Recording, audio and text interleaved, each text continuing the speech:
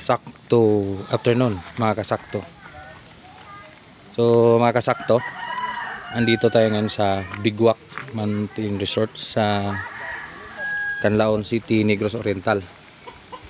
So again, yung ating area sa ating pinasyalan ngayon is paanan pa rin ang Mount Canlaon.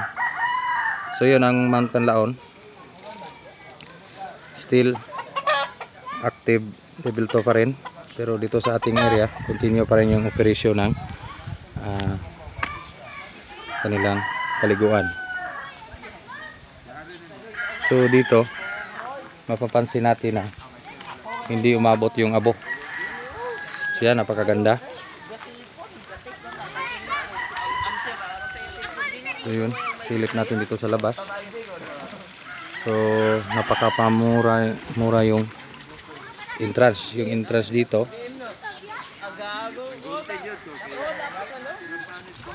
is pangmasa lang. So dito baba tayo.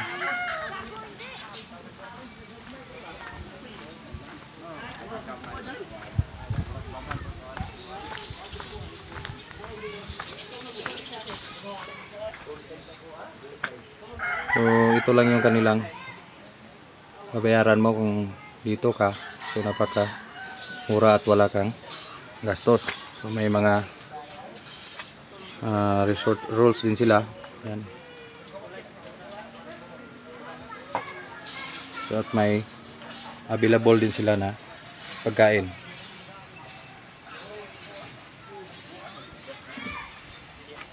So ito yung kanilang parking.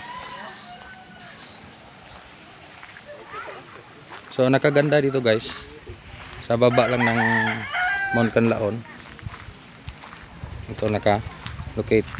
So yung klima, yung sa taas at saka sa baba is katamtaman lang yung panahon. Hindi ganon ka init, hindi din ganon ka lamig.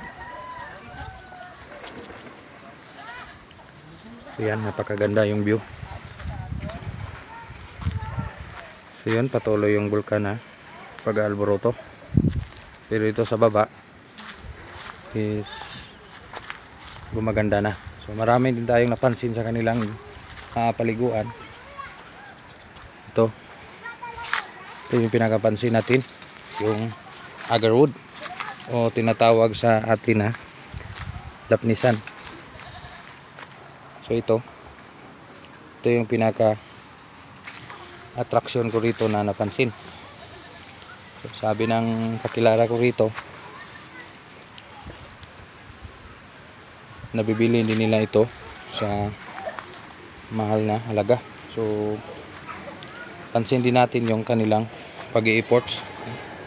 Napakahirap nitong alagaan, pero napatuloy nila.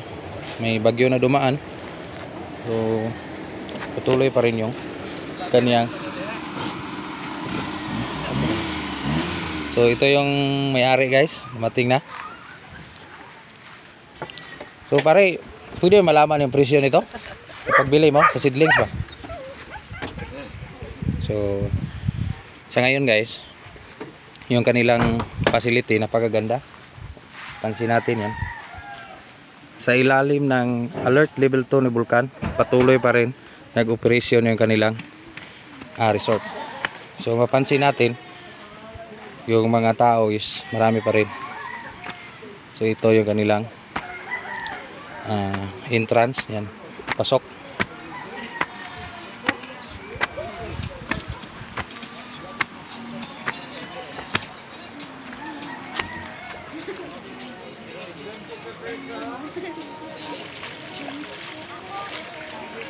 So napakaganda. Sa baba